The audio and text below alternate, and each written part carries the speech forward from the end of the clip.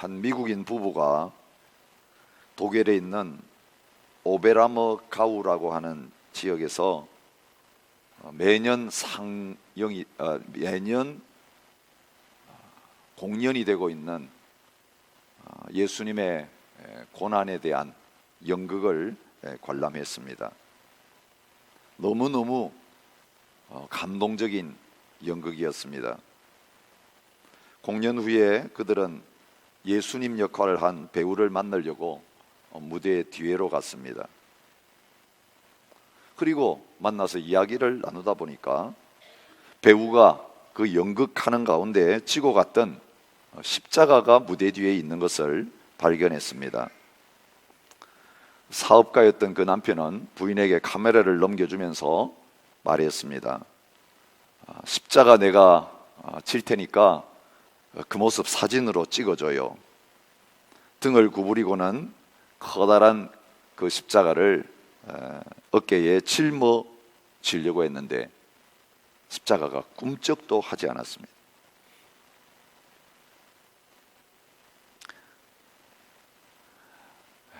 얼굴에 낙담이 가득했습니다. 아무리 땀을 뻘뻘 흘리면서 들어보려고 해도 잘 들려지지가 않습니다. 그는 연극 중에 그 십자가를 졌던 배우를 보면서 말했습니다. 속이 빈 것인 줄 알았는데 왜 이렇게 무겁죠? 배우는 그에게 이렇게 대답합니다. 내가 만약 십자가의 무거움을 전혀 느끼지 않았다면 나는 그 예수님의 역할을 실제로 해낼 수가 없었을 것입니다. 그는 연극을 한 것이 아니라 실제로 그 무거운 십자가를 그 연극 속에서 짊어졌던 것입니다. 오늘 우리는 예수님의 십자가의 고난을 묵상하는 이 고난주간을 시작하는 자리에 있습니다. 과연 오늘 우리가 지고 가는 십자가의 무게는 어떤 것일까요? 십자가의 무게가 이처럼 무거운 줄 알았으면 과연 오늘 우리가 제대로 짊어지려고 했을까요? 아니면 연극 관람하고 감동받아서 십자가 지고 한번 기념사진이나 찍어보려고 하는 그 관람객의 마음으로 오늘 이 십자가 묵상하는 예배 자리에 나와 있지는 않은지요? 오늘 주님의 고난을 묵상하는 이 주간을 시작하면서 주님은 오늘 요한복음의 말씀을 통해서 너가 나의 잔을 받아 마실 수 있겠는가? 그렇게 질문하고 계십니다. 복음서에 예수님의 십자가의 고난과 죽음은 잔을 마시는 것으로 나타나고 있는 것을 보게 됩니다. 그 잔을 비워서 다 마시는 것이 예수님께서 받아야 될 십자가의 고난과 죽음을 당하시는 것이었고, 그 잔을 마시지 못하는 것은 바로 그 십자가의 고난을 거절하는 것으로 나타나고 있습니다. 요한복음은 다른 복음서와 달리 예수님이 겟세마네 동산에서 땀이 핏방울이 되도록 기도하시는 그 내용이 생략이 되어 있습니다. 그런데 그 대신 예수님의 입에서 똑같은 그 기도 가운데 하셨던 그 단어를 사용하시면서 내가 아버지의 잔을 마시겠다, 그 잔에 관해서 말씀하고 계시는 게 나옵니다. 마태복음 26장 39절에 보면 예수님께서 잡혀서 죽으시기 전에 겟세마네 동산에 가셔서 3번씩이나 간절하게 하나님 앞에 부르짖으며 기도하시는 내용이 나옵니다. 무엇 때문에 땀이 핏방울이 되도록 3번씩이나 간절하게 기도하셨는가? 그 내용은 이렇습니다. 내 아버지여, 만일 할만하시거든 이 잔을 내게서 지나가게 하옵소서. 그러나 나의 원대로 마시옵고 아버지의 원대로 하옵소서. 그렇게 기도하셨습니다. 여러분, 예수님 앞에 마셔야 될 잔이 놓여 있습니다. 십자가의 잔입니다. 피 흘리면서 죽어가야 될 고난의 잔입니다. 예수님은 그 밤이 지나고 나면 내일 아침에 그 마셔야 될 잔을 마시는 일이 남아있는 것을 알고 계십니다. 그런데 인간적으로 생각하면 이 잔을 마시는 게 너무 힘듭니다. 십자가의 죽음은 가상현실이 아닙니다. 우리가 복음서를 자세히 읽어보면 얼마나 그것이 고통스러운 과정이었는지. 하나님의 아들이신 예수님이지만 그 고난 당하시려고 못 믿고 살아가는 저희와 똑같은 컨디션에 오셔서 유혹도 같이 받으시고 아픔도 같이 겪으시는 가운데서 우리와 똑같은 조건에서 그 십자가의 고난과 죽음을 받으신 것을 보여주고 있습니다. 얼마나 괴롭고 힘드셨으면 내가 고민하여 죽게 되었다라고 그 제자들에게 이야기하시면서 내가 기도하는 동안 1시간 좀 깨워서 같이 기도해 주면 안 되겠냐, 그렇게 제자들에게 부탁하시면서 거의 사색이 다 되어서 그 기도하는 자리로 가셨던 것을 보게 됩니다. 이 잔을 마실 것인가 마시지 않을 것인가. 여러분, 한 인간의 심정으로서 그 잔을 마시는 것은 너무너무 고통스러웠습니다. 그래서 할만하시면 이 잔이 내게서 지나갔으면 좋겠습니다. 내가 마시지 않고 지나갈 수 있는 잔이라면 통과시켜 주십시오. 그렇게 부르짖었습니다. 그러면서 주님은 내 원대로 하지 마시고 아버지의 원대로 하기를 원합니다. 아버지께서 마시라고 하시면 아버지께서 주시는 잔 제가 받아 마시겠습니다. 그렇게 기도하고 계시는 거예요. 여러분, 우리는 예수님의 십자가의 죽음의 책임을 많은 다른 사람들에게 돌릴 수가 있습니다.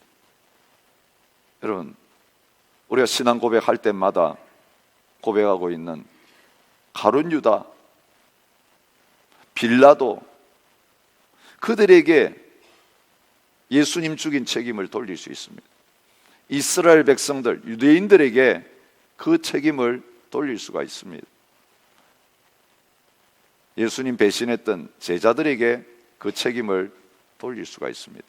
로마 군인들에게, 예수님 잡으러 왔던 대제사장과 서기관과 바리새인들에게 그 예수님 죽게 만든 책임을 돌릴 수 있습니다.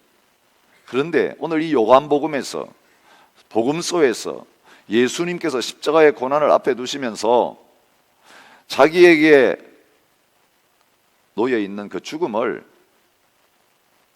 그 사람들 때문에 할 수 없이 당한 그런 것으로 설명하고 있지 않은 것을 주목하게 됩니다. 그는 사람들을 통해서 이루어지는, 역사를 통해서 이루어지는 그 모든 자기에 관한 상황을 무엇으로 받아들이고 있느냐 하면 아버지 하나님께서 그에게 마시라고 잔을 내미시는 것으로 받아들이고 있는 거예요. 여러분, 이 인식의 전환이 너무너무 중요합니다. 오늘 우리는 가정 안에서 참 많은 저희 아들 십자가를 가지고 있는 경우가 있습니다. 때때로는 주님의 교회를 섬기면서 내가 지지 않으면 안 되는 그 고난의 십자가를 마주하고 계신 분도 있습니다. 어쩌면 이 호주 땅에 와서 이민 생활하면서 직장에서, 사업의 현장에서, 인간관계 속에서 내가 그리스도인으로서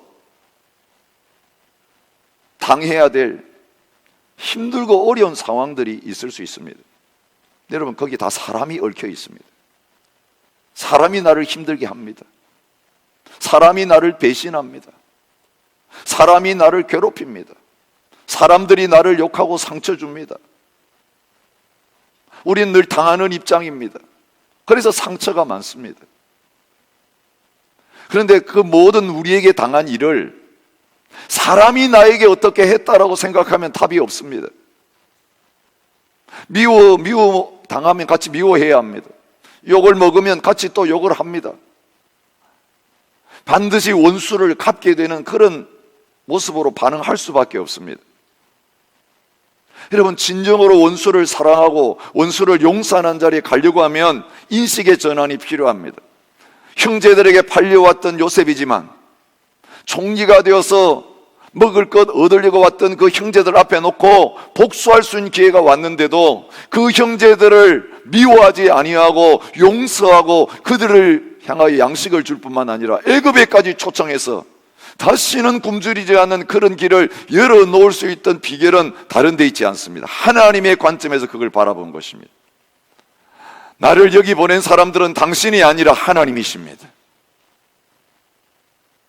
당신들을 하나님이 사용하셨지만 나를 여기 와서 고난당하게 하신 분도 하나님이시고, 그 고난을 통해 총리의 자리에 앉히신 분도 하나님이시고, 그래서 이 자리에 앉히신 하나님이 하라고 하시는 그 일들 나는 이룰 뿐입니다.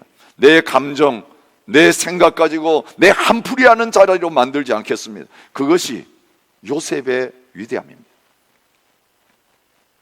예수님 역시 그 배신을 당하시고 그 미움을 당하시면서 억울한 일을 당하시면서 사람들과의 관계 속에서 기도하지 않으셨습니다. 이 사람들 어떻게 할까요? 그런 관점에서 기도하러 안 나가셨습니다. 모든 자신에게 일어나는 일을 하나님과의 관계에서 바라보고 계셨습니다. 아버지께서 나에게 주시는 잔 맞죠? 아버지께서 나에게 마시라고 한다면 이 모든 것 다 당할 수 있습니다. 내가 그 아버지의 잔을 받는 자리에 가기를 원합니다. 그렇게 기도하셨습니다. 그리고 기도하시는 가운데 하나님의 뜻을 굳게 붙잡았습니다. 그리고 이제는 기도를 마치고 일어나셔서 제자들을 향하여 일어나라, 함께 가자 그러시면서 그 잔을 받는 자리로 자발적으로 당당하게 나가고 계시는 것을 보게 됩니다. 요한복음에는 겟세마네 기도는 생략되어 있지만 잔을 받으시는 그 주님의 당당한 모습이 나타나 있습니다. 어떻게 예수님께서 아버지께서 주신 잔을 당당하게 받고 계십니까? 1절부터 2절에 나타나 있습니다. 예수님께서 17장에 대제사장의 기도를 하십니다. 이건 다른 복음서에는 나타나 있지 않습니다. 그리고 나서 이제는 겟세마네 동산으로 들어가십니다. 그 전에 너 하는 일을 하라 주님 말 듣고 가룟 유다가 예수님 팔아 넘기려고 떠난 상황입니다. 예수님이 어디로 가십니까? 2절은 이렇게 말합니다. 예수님이 제자들과 함께 가셨던 곳은 가끔 예수께서 제자들과 모이시는 곳이었다라고 말합니다. 습관적으로 가셨던 곳입니다. 기도하기 위해서 자주 가셨던 곳입니다. 근데 거기에 따르는 말씀이 의미가 있습니다. 그 습관적으로 가시던 곳은 예수를 파는 유다도 그곳을 알더라. 여러분, 유다가 나갔으면 지금 사람들 데리고 예수님 잡으러 올 텐데 다른 곳에 가버리시면 예수님 잡히지 않습니다. 피할 수가 있습니다. 근데 의도적으로 예수님은 예수님을 잡아 넘기려고 하는 유다가 돈 받고 예수님 체포하려고 올 것을 아시고 유다가 잘 알고 사람 데리고 올 그 장소에 가가지고 기도하시고 기다리고 계셨던 거예요. 도망가는 게 아니라 피하는 게 아니라 잔을 마시기 위해서 그 잔을 받으면서 십자가와 고난을 향하여 스스로 나가고 계시는 모습을 보여주는 것입니다.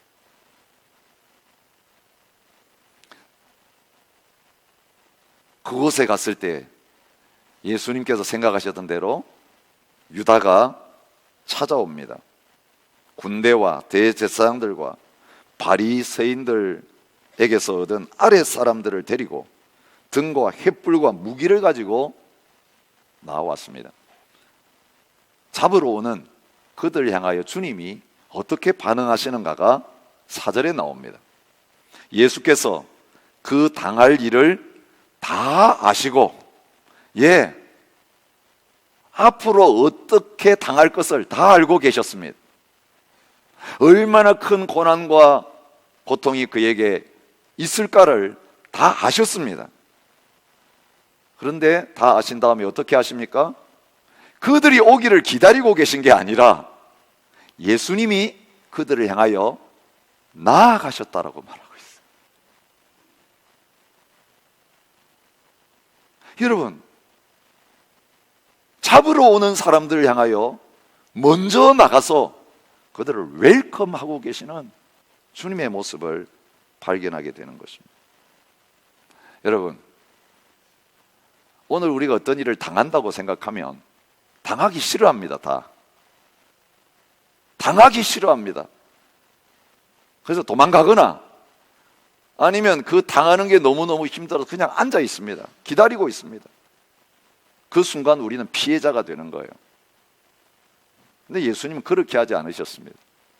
당할 일을 아시고 당하는 자리에 계신 게 아니라 그것을 스스로 마시는 그 자리로 한 걸음 나가고 계시는 것을 봅니다. 그리고 먼저 질문을 던지십니다. 너희가 누구를 찾느냐? 여러분, 마치 이런 거예요. 누구를 찾아온 사람에게 그 찾는 사람을 알려주려고 하는 모습으로 먼저 나가시는 거예요. 그때 그들은 나사렛 예수 찾아왔다라고 대답합니다. 예수님은 당당하게 말합니다. 내가 그니라. 에고 에이미. 여러분, 요한복음에 가장 많이 나오는 단어입니다.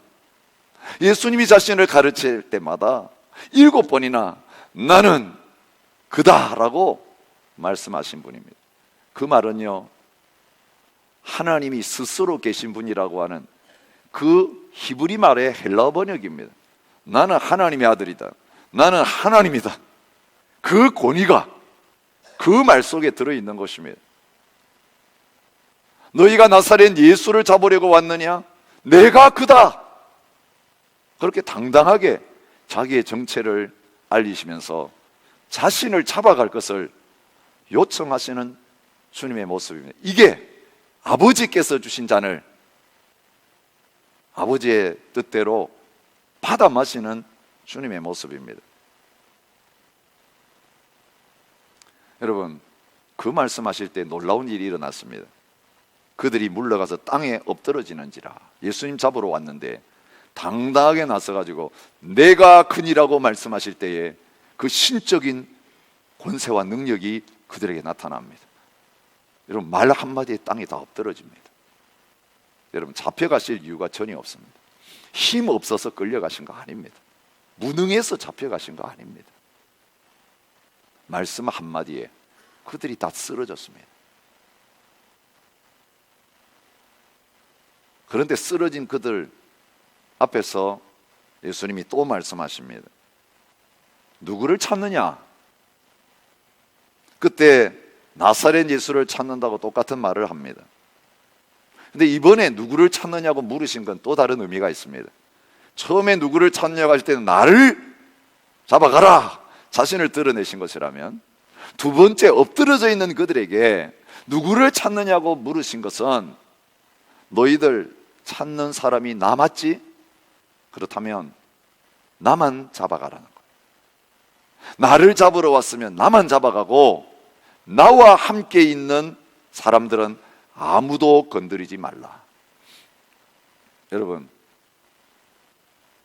배신할 제자들, 도망갈 제자들을 향하여 퇴로를 열어주시고 그들을 하나도 상하지 않도록 배려하시는 주님의 모습이 여기 나와 있습니다. 배신의 쓰라린 상처와 아픔이 있다면 그렇게 할 수가 없습니다. 어찌 그럴 수가 있어? 도망가는 그들 쫓아가면서 발목을 잡고 옷을 붙들고 늘어져야 될 그런 상황이에요. 근데 못 가게 하는 정도가 아니고 이 사람들을 가도록 놓아달라. 너희가 찾는 사람 나 맞지? 그렇다면 그 사람에게는 손대지 말고 가도록 해달라. 여러분, 요한복음 17장 12절에 보면 내가 그들과 함께 있을 때에 내게 주신 아버지의 이름으로 그들을 보존하고 지키었나이다. 그 중에 하나도 멸망하지 않고 다만 멸망의 자식뿐이오니 이는 성경을 응하게 함이니이다. 제자들을 얼마나 끝까지 사랑하고 보호하시고 지키시는지 마지막으로 그 제자들 보존해 달라고 부르짖으며 기도하시는 주님의 기도가 나와 있습니다. 그리고 그 기도대로 그들 보존하고 지키고 있는데 한 사람도 잡히지 아니하고 다 갈 수 있도록 그 당국자들에게 요청하고 계시는 모습으로 아버지께서 주신 배신의 잔을 마시고 계시는 것을 봅니다. 베드로가 예수님 보호해 보겠다고 칼을 휘둘러서 말고의 귀를 잘랐습니다. 칼집에 꽂으라고 하시면서 주님 말씀하십니다. 아버지께서 주신 잔을 내가 마시지 아니하겠느냐. 여러분, 고난의 잔을 다 받아 마시는 이 주님의 모습은 십자가 상에서 실제적으로 잔을 받아 마시는 모습으로 나타납니다. 마태복음 27장 34절에는 쓸개 탄 포도주를 예수께 주어 마시게 하려 하였더니 예수께서 맛보시고 마시고자 하지 아니하시더라, 그렇게 나옵니다. 마가복음 15장 23절에는 몰약을 탄 포도주를 주었으나 예수께서 받지 아니하시니라, 그렇게 나옵니다.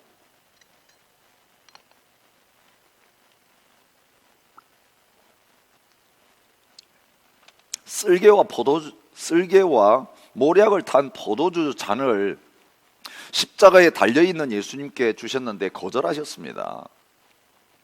왜 거절하셨습니까? 그 쓸개와 몰약을 탄 포도주는요, 그 살아있는 사람을 십자가에 못 박아 죽이는 것이 너무 죄수에게 고통스럽기 때문에 그 고통을 그래도 조금 덜어주기 위해서 자비를 베풀면서 마취 효과가 있는 그 포도주였어요. 완전히 마취되어서 고통이 없어지는 않지만 그 십자가의 못이 손과 발을 파고드는 그 엄청난 고통 조금이라도 덜어주기 위해서 그래도 이 죽어가는 죄수들에게 베푸는 자비가 쓸개와 몰약을 탄 포도주를 그에게 주는 것이었습니다.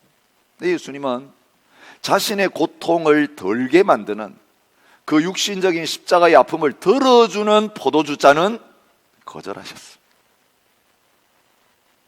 네, 요한복음 19장 28절부터 30절에 보면 그 후에 예수께서 모든 일이 이미 이루어진 줄 아시고 성경을 응하게 하려 하사 이르시되 내가 목마르다 하시니, 오히려 목마르다고 하시면서 사람들에게 잔을 요청하고 계시는 것을 보게 됩니다. 전에는 포도주 잔을 받지 않으시던 주님이 이제는 돌아가실 때가 가까워졌을 때에 목마르다고 스스로 말씀하십니다.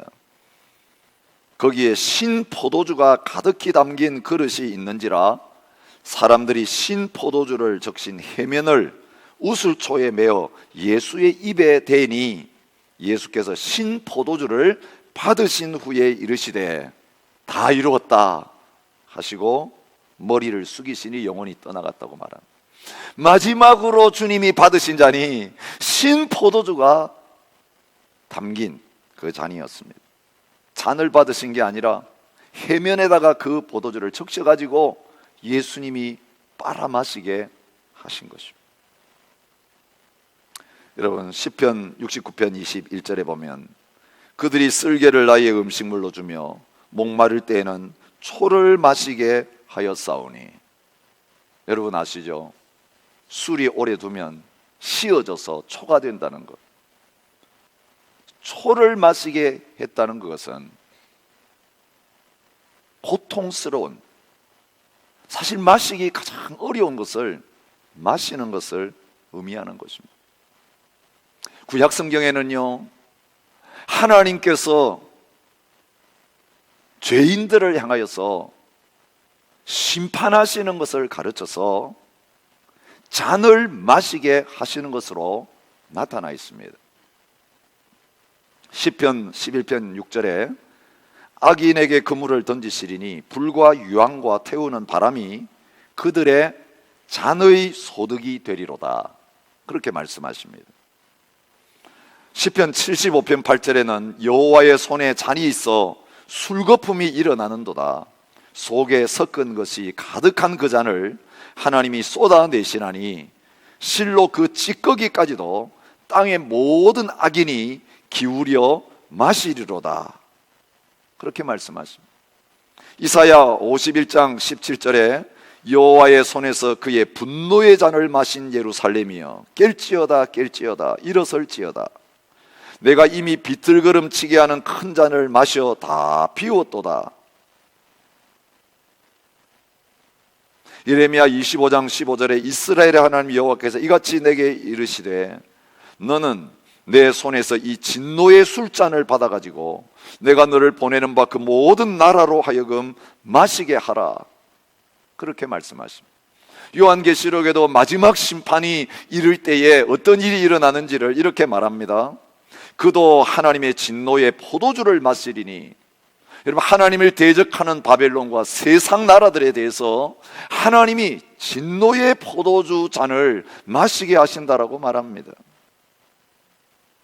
그 진노의 잔에 섞인 것이 없이 부은 포도주라, 거룩한 천사들 앞과 어린 양 앞에서 불과 유황으로 고난을 받을 것이라고 말하고 있습니다. 여러분, 시편에 나오는 불과 유황, 그 진노의 포도주 잔입니다.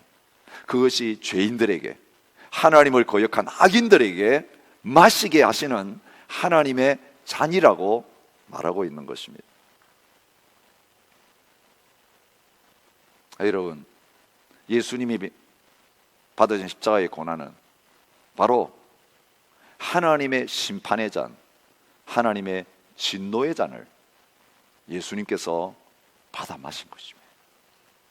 그래서 그 심판과 진노가 너무 끔찍한 것을 아시기 때문에, 여러분, 육체적인 고통이 어려운 게 아니에요. 여러분, 육체적인 고통이 힘들어가지고 우리가 예수님 얼마나 힘드셨을까 그렇게 감동을 받는다면요, 그건 예수님의 고난을 10분의 1도 이해하는 게 아니에요. 여러분, 죄는 하나님과 우리 사이를 갈라놓는 것입니다. 영원히 하나님의 사랑의 관계에서 끊어지는 것입니다. 그것이 버림당하는 것입니다. 육체적인 고통보다 우리를 힘들게 하고 어려워한 것은 버림당했다는 마음이에요. 누군가로부터 버림당했다는 것, 누군가로부터 배신당했다는 것, 손해본 돈이 아까운 게 아니에요. 내 존재 자체가 그렇게 버림당했다는 것처럼 고통스러운 건 없어요. 사랑의 관계가 끊어졌다는 것처럼 아프고 힘든 건 없어요. 그게 부모와 자식의 관계일 수도 있고, 부부 사이일 수도 있고, 친구 사이일 수도 있어요. 믿음의 형제 자매들 간에 일어난 일일 수도 있어요. 그 사랑의 관계가 끊어졌다는 것. 여러분, 하나님을 아빠라고 부르시면서 영원한 하나됨과 연합 속에 있었던 그 예수님이 십자가에서 우리 대신 고난을 받으시면서 아버지 어찌하여 나를 버리셨나이까, 죄 때문에 하나님과의 그 친밀한 사랑의 관계 속에서 완전히 버림당하시는 그 현장이 진노의 잔, 심판의 잔을 우리 대신해서 마시시는 고난의 현장이었다고 말하는 것입니다. 여러분, 하나님께서 마시라고 하는 잔을 기쁨으로 받아 마시는 이 예수님의 모습과 대조되는 제자들의 모습이 오늘 본문에 함께 나옵니다.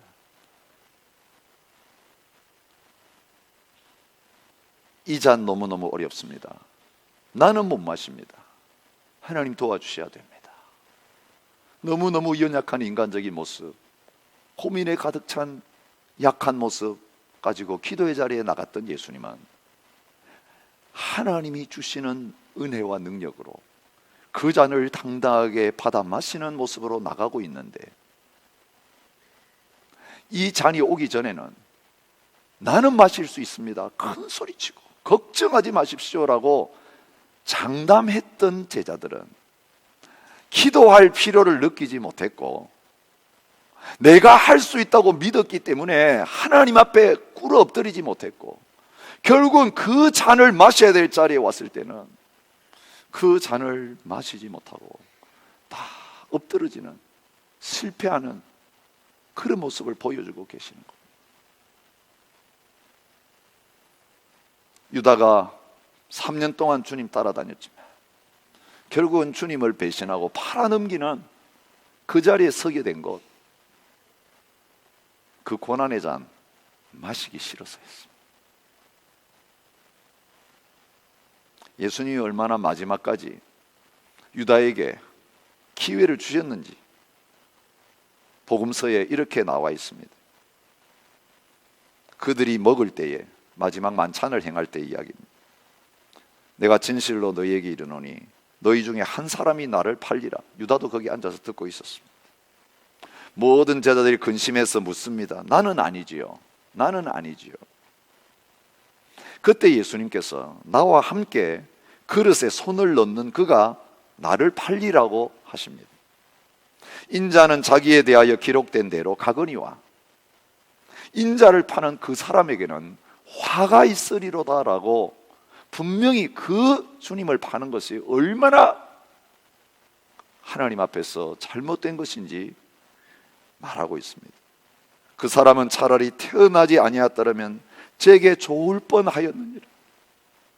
그가 당할 고통을 생각하니까 너무 안타까워서 차라리 안 태어났더라면 그에게 좋을 뻔했다라고 이 유다가 당할 그 화에 대해서 너무너무 가슴 아파하시는 주님의 모습을 볼 수 있습니다. 그 말을 유다가 들었습니다.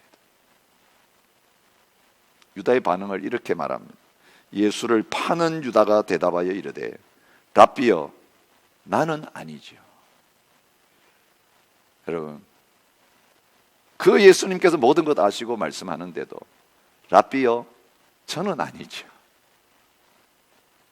그 순간 그는 영원한 멸망의 자리로 갈 수밖에 없었습니다.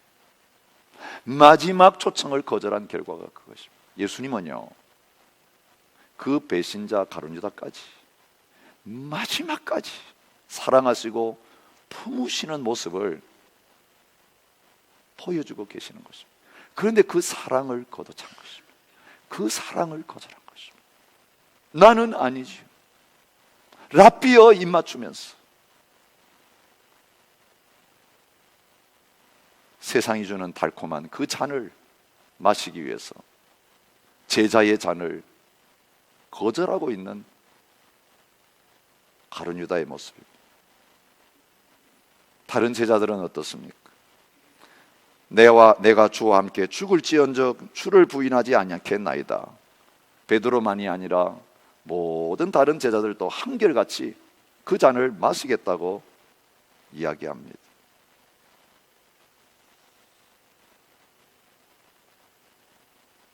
너희가 내가 마시려는 잔을 마실 수 있느냐? 오른편 왼편을 요구하면서 야고보와 요한의 어머니가 와서 그 자리에 앉혀달라고 요청할 때에 예수님께서 제자들에게 물으셨습니다. 그들의 대답은 예, 할 수 있습니다. 마시겠습니다. 그 잔을 우리가 받겠습니다. 그런데 그들은 결국 그 잔을 마시지 못하고 예수님을 버려두고 다 도망가는 자리에 있었고, 무모하게 칼을 빼어서 제사장의 종을 쳐서 귀를 잘라내는 만용을 행하고 있는 것을 보게 됩니다. 그렇게 용기 있게 칼 들었던 베드로가 바로 다음 순간에 예수님 모른다고 살려고 3번이나 부인하는 거예요. 여러분, 만용은요 비겁의 증거예요. 큰 소리 치는 것, 뭔가 대단하게 할 수 있는 것처럼 칼 들고 나서는 것, 그 속에 비겁함이 들어있어요. 그래서 큰 소리 치는 사람 무서워하지 마세요. 전혀 겁낼 필요가 없습니다. 벌벌 떨고 있는 사람입니다. 자신이 없으니까 큰 소리 치고 뭔가 대단한 것처럼 보여주려고는 위세를 부리는 거죠. 결정적 순간 오면 다 꼬리 내려요. 결정적 순간 하면 그렇게 비굴해질 수가 없어요. 이게 제자들의 모습이었습니다.